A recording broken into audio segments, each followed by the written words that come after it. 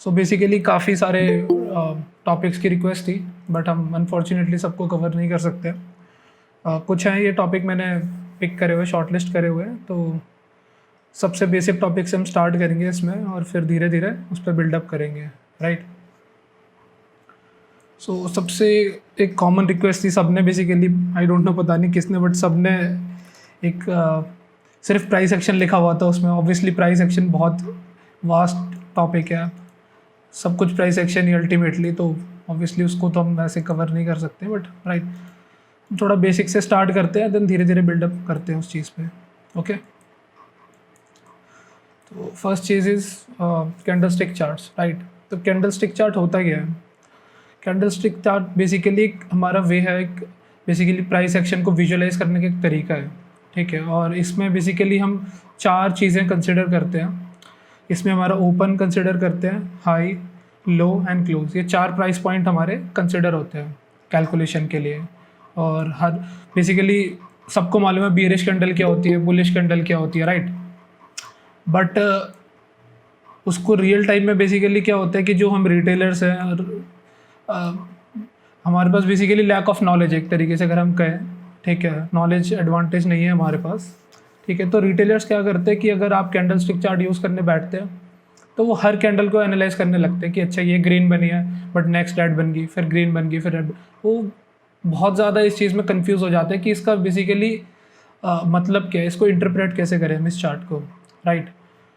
जैसे कि अगर हम ये निफ्टी का चार्ट देखें, ठीक है, इतनी सारी हमको दिख रही है, इतनी मार्केट वोलेटाइल है, इस रेंज में देखें अगर हम, तो हर कैंडल का कलर अलग है, कभी ब्लैक बन रही है, कभी ग्रीन बन रही है, फिर ब्लैक बन रही है, फिर, ठीक है। अगर आप हर कैंडल को एनालाइज करने बैठोगे तो ऑब्वियसली आप किसी भी अपना एक बायस नहीं फॉर्म कर सकते कभी भी कि मार्केट ऊपर जा रही है या नीचे जा रही है, राइट, मार्केट कर क्या रही है, हम अपना बायस कभी फॉर्म नहीं कर सकते। सिमिलरली अगर हम इस रीजन में देखें अगर, ठीक है, तो यहाँ पर भी सेम चीज़ें हो रही हैं, राइट। या फिर अगर हम यहाँ देखें, ठीक है, कैंडल्स अपना अल्टरनेटली कलर हमारा स्विच कर रही है। तो इसको रीड करने का, हमको बेसिकली इंटरप्रेट करने का एक लॉजिकल तरीका क्या है, ठीक है। तो इसका जो मेन लॉजिकल तरीका होता है इंटरप्रिटेशन का कैंडलस्टिक चार्ट्स का, वो हमको मिलता है मार्केट स्ट्रक्चर से, ठीक है। मार्केट स्ट्रक्चर कुछ नहीं होता, बेसिकली मार्केट स्ट्रक्चर होता है हमारा, वन सेकेंड, राइट। बेसिकली आपको 3 चीज़ पता होनी चाहिए हमेशा, ठीक है। इंडिया पे लोग इस पे फोकस नहीं करते हैं ज़्यादा, आई डोंट नो पता नहीं क्यों, ठीक है। बट 3 चीज़ बहुत इंपॉर्टेंट है मार्केट स्ट्रक्चर के अंडर। एक चीज़ होती है हमारी मार्केट स्ट्रक्चर, इसमें 3 चीज़ें, एक हमारा बुलिश मार्केट स्ट्रक्चर, ठीक है, एक हमारा बियरिश मार्केट स्ट्रक्चर, और एक थर्ड चीज़ होती है हमारा रेंजिंग मार्केट स्ट्रक्चर, राइट। ये 3 हमारी फंडामेंटल चीज़ें हैं। मार्केट चाहे अप जा रही है, डाउन जा रही है, रेंज कर रही है, वो बात की बात है, बट ये 3 फंडामेंटल चीज़ें, इनकी हेल्प से हम पता कर सकते हैं कि मार्केट बेसिकली जा कहाँ रही है, राइट। तो होता क्या है ये, अगर हम एक second, give me a second, okay, ठीक है।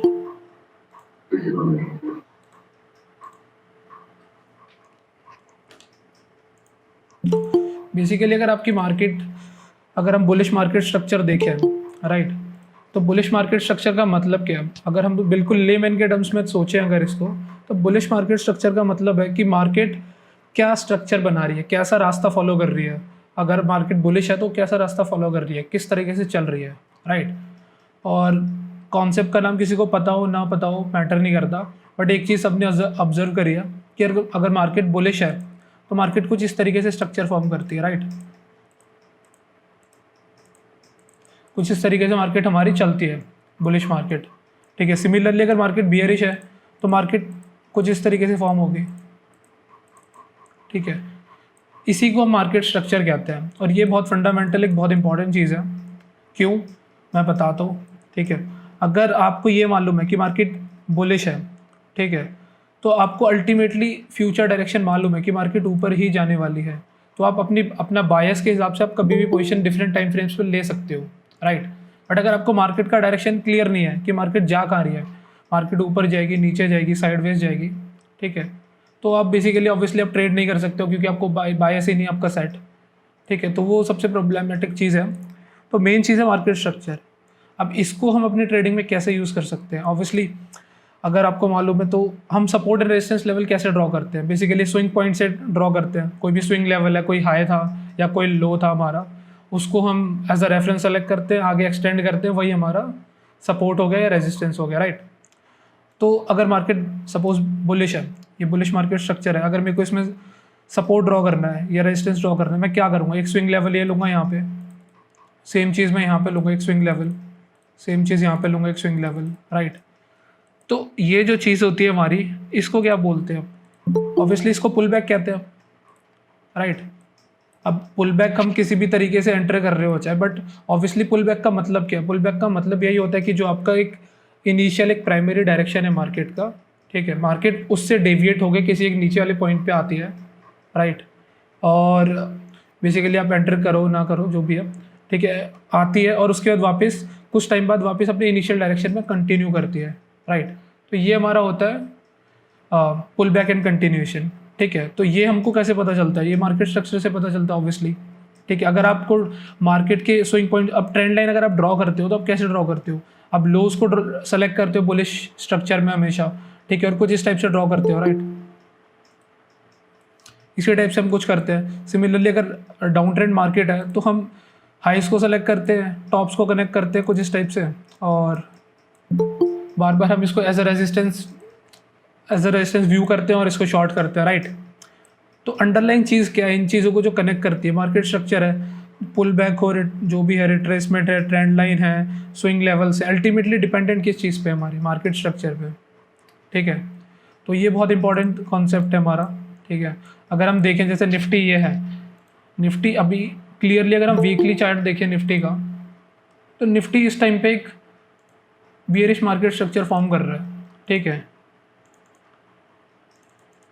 ऐसे, क्योंकि ये एक इनिशियल हाई था हमारा, ठीक है, उसके बाद इसने यहाँ पे एक लो बनाया, राइट, और उसके बाद इसने एक लोअर हाई बनाया, देन एक लोअर लो बनाया, राइट। तो मार्केट स्ट्रक्चर कंटिन्यू हो रहा है लोअर डायरेक्शन में, ठीक है। एक ये लोअर हाई था, राइट। तो अगर हम हायर टाइम फ्रेम स्ट्रक्चर देखें तो निफ्टी एट द मोमेंट हमारा एक बियरिश स्ट्रक्चर फॉर्म कर रहा है, और हम इसको बुलिश कब तक नहीं मान सकते हैं, कब तक हमको अपनी लॉन्ग पोजीशंस कब तक इनिशिएट नहीं करनी चाहिए? जब तक कि ये जो हाई है इसका ये ब्रेक ना हो जाए, राइट।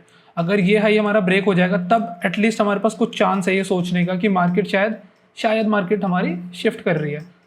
ऑब्वियसली सर्टेन बात नहीं है वो, क्योंकि अनटिल अनलेस एक हायर लो प्रिंट नहीं करता है तब तक हम उसको कंफर्म नहीं कर सकते हैं, बट एट 50% हम मान सकते हैं कि हाँ, अगर मार्केट इसको स्ट्रक्चर को तोड़ देती है, इस हाई को अगर मार्केट सपोज यहाँ से तोड़ के कुछ इस टाइप से जाने लगती है अगर, ठीक है, तो मे बी हो सकता है मार्केट यहाँ पे इसको रिटेस्ट करके और कुछ इस टाइप से आगे कंटिन्यू हो जाए। एट द मोमेंट हमको नहीं पता क्या कर रही है मार्केट, ठीक है, बट ऐसा हम अज्यूम करके चलते हैं। निफ्टी के केस में नहीं, हर केस में अगर मार्केट सपोज एक डाउन ट्रेंडिंग मार्केट है हमारी, क्लियरली डाउन ट्रेंडिंग मार्केट है, ठीक है, ऑब्वियसली सबको पता है अगर डाउन ट्रेंडिंग मार्केट है तो लोअर हाइज बनेंगे और लोअर लोज बनेंगे। सिमिलरली बुलिश मार्केट में हमारे हायर हाइज बनेंगे, हायर लोज बनेंगे, राइट।